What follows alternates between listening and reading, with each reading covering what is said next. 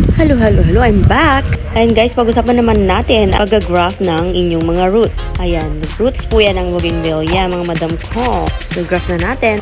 So, ganyan siya guys, kasi kahapon pa kasi yan kinat. So, ngayon ko lang siya i-graph. Hindi ko na din po siya hinugasan. Ayan siya guys. Ang ginagawa natin dyan is, nililinis po natin yan. Dupakita natin. Yan. Tinatanggal ko yung mga dry hanggang lumabas yung kanyang mga fresh na balat. Yan siya guys.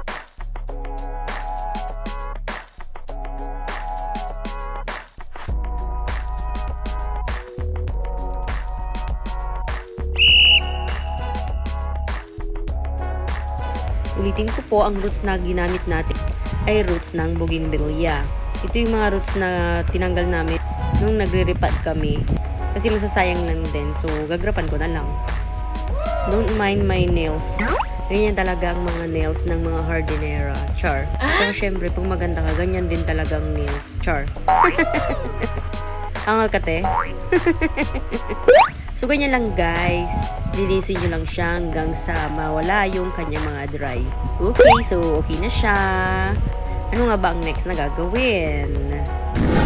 So, habang nilinis ko yan, nag-prepare na ako ng aking mga sayon. Ayan sila. Hindi ko alam ang ID nila. Ayan. So, yan. 5 siya na sayon. So, pag kakasyahin natin siya doon sa ating roots. So, yan na yung ating mga sayon. Tinanggalan ko na sila ng mga leaves at mga thorns. Thorns? Ingit ka. Di mag-English ka din. Mamalasan S. So yan guys, mag-ingat din kayo sa paggamit ng mga cutter. Sang kalingkis mo lang mo, take care ko ay aga ng putugnes. So yan pa rin, tinatanggal ko pa rin yung dahon kahit may nag-iistorbo dyan sa gilid. And go pa rin tayo. Ayan, syempre, ayun ang ating sayon. Wait lang, kasi may kausap pala ako. Chika S. Sorry lang mga ate Coco, kuya Coco. Tulik ka sa amin ulit ko. Sorry la. So, syempre, ayan na yung ating mga sayon. Ready na sila. Anya naman ay. Ay, sorry po. Ay, green-minded na naman kayo mga madam ko. Coco. Duck sa wa. Anta, imis-imis ka ta. Bandayan mo labat ate Coco. Ay, sorry lang, masaya-saya nes. So, seryoso tayo dyan, ha? Again, guys, mag-ingat kayo sa paggamit ng blade. Pasensya na po kayo kasi habang ginagawa ko po yan ay hindi talaga maiwasan ang kasiyahan. Sorry lang mga Mari Coco. Appeal ko kasi, char. Ayun siya, guys. So, seryoso na, ha? Diyan ko po kasi isisiksik yung ating mga sayon. So, nilalagyan ko sila ng mga pagsisiksikan. Ayan, ipapakita rin natin yan maya-maya. Pasensya na kayo sa boses ko kasi medyo aparatagat ni kasi. Okay, pakita na natin. So, ayan siya guys. Ganyan yung pinakat ko dun sa mga balat nila. Ayan. Kung makikita mo, hindi siya ganun kakapal. Ayan, sakto lang din. Dun sa pagsisiksikan yung sa may skin niya po. Ayan. Check nyo mabuti. Yan. O, diba? So, ready na ang ating mga sayon. Ayan siya. So, panoorin mo to.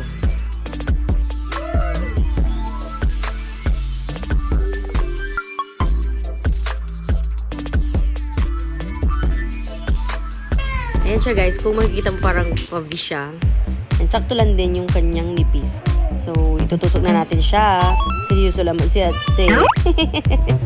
So, yan na siya guys. Tinutusok ko na po sa kanya-kanya nilang lalagyan. Ayan, dahan-dahan nyo lang pong itusok. Iba na naman ang nasa isip mo. Ito din naman yung isang way ng pag-shape ng sayon. Pero hindi ko na ituturo sa inyo kasi medyo hindi siya malinaw. Na-video ko po ito sa aking kasama dito na nag-graph.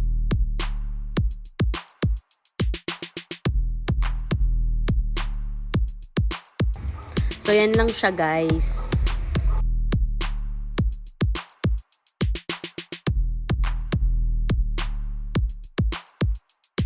So, let's go back to our rootstock. Ayan. Ayan, dahan-dahan nyo lang pong ilagay para hindi po maputol yung inyong sayon. So, yan siya guys. Magkakaibang variety din po yung aking nilagay. Bali, 5 in 1 yata ito. And guys, 5 varieties. Hindi ko na din alam kung anong mga IDs nila. Basta, iba-ibang kulay siya. Hopefully, mabuhay. So, ayan siya guys. Ganyan lang po siya. Ganyan kadali. Alam nyo guys, huwag nyo isipin na mahirap yung pag-graph. Kasi ako din dati, ganyan din ako mag-isip. Until such time, naisip ko na kung kaya ng iba, syempre kaya mo din, di ba? Ganun lang. Ayan, practice lang ng practice. And sa mga gustong matuto, panoorin nyo lang to, i-like nyo na at i-share nyo na po kung ako sa inyo. Di ba? Ganun lang siya. So, next, tatalian na lang natin siya ng grafting tape. Pero ang gamit ko is yung tape na lang po. Ayan, yung mga nabibili lang dyan sa tabi-tabi. Mas komportable po kasi akong gamitin yung tape kaysa dun sa grafting tape. Ayan, nasanay na din ako. So, ikot-ikot nyo lang. Huwag masyadong mahigpit para hindi naman masakal yung ating mga sayon dyan. Yung saktong-sakto lang na mag-mimit yung ating sayon at saka yung skin. So, ganun lang siya kadali guys. After nyo siyang i-tape or lagyan ng grafting tape, babalutin nyo na lang po siya ng plastic. Yan. So, sa plastic naman, make sure na malinis yung gagamitin nyo. Kahit anong uri ng plastic, basta malinis ha. Ayan. So, yan yung ginagamit kong plastic kasi sakto lang din dun sa size ng roots. Okay, so ibalot nyo na lang and then, syempre tatalian nyo na lang din yan.